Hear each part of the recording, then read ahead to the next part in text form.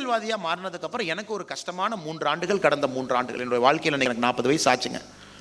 முதல் 37 வயசு நான் டெசிஷன் மேக்கிங் சிம்பிளாக இருந்த ஒரு எனக்கு கடந்த 3 ஆண்டுகளாக தான் நான் கஷ்டப்பட்டு ஒரு சேரில் உட்காந்துருக்கேன். பல நேரத்தில் நானே யோசிப்பேன், இந்த அரசியல் நாம் இருக்கணுமா, should we continue to be in politics, இந்த சேரில் நாம் இருக்கணும். காரணம், உங்கள் மனசில் டெய்லி அந்த சஞ்சலம் இருக்கும்.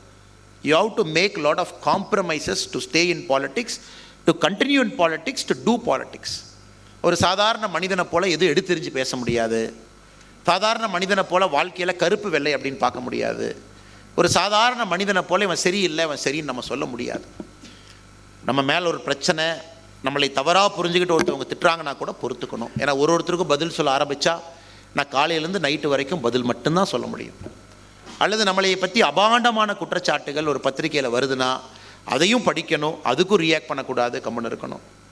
அல்லது கட்சிக்குள்ளே நீங்கள் சார்ந்திருக்கக்கூடிய கட்சியில் உங்களை பற்றி ஏதாச்சும் ஒரு கருத்துக்கள் சொல்கிறாங்கன்னா அதையும் பொறுமையாக கேட்டுக்கணும், அதுக்கும் நீங்கள் ரியாக்ட் பண்ணக்கூடாது.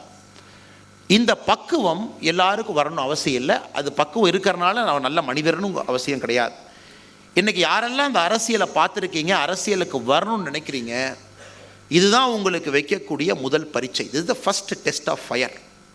எனக்கு முன்னாடி சுதர்ஷன் அவங்க பேசினாங்க, ரமேஷனை வந்து அண்ணா சூப்பர், மாநகர் மாவட்டம் உங்களுக்காக தன்னுடைய கையை வரவேற்று காத்திருக்குன்னு சொல்லிட்டாங்க. நான் தலைவரே சொன்னதுக்கப்புறம் நாம் ரெடி ஆகிட்டோம், தலைவர் வந்து ரொம்ப என்கரேஜிங்காக இருக்காங்க, நாம் அரசியலில் போய் சேரணும். இதெல்லாம் நீங்கள் அரசியலில் சேர்ந்த பிறகு நடக்கக்கூடிய விஷயம்.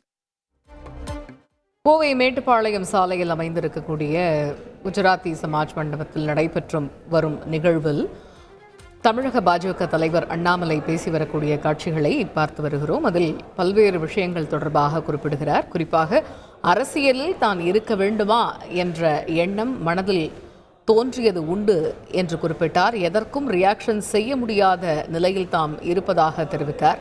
தேர்தலில் தனக்காக பணிபுரிந்த தன்னார்வலர்களுக்கு நன்றி தெரிவிக்கும் கூட்டத்தில் அண்ணாமலை இவ்வாறு பேசியது பரபரப்பை ஏற்படுத்தியிருக்கிறது.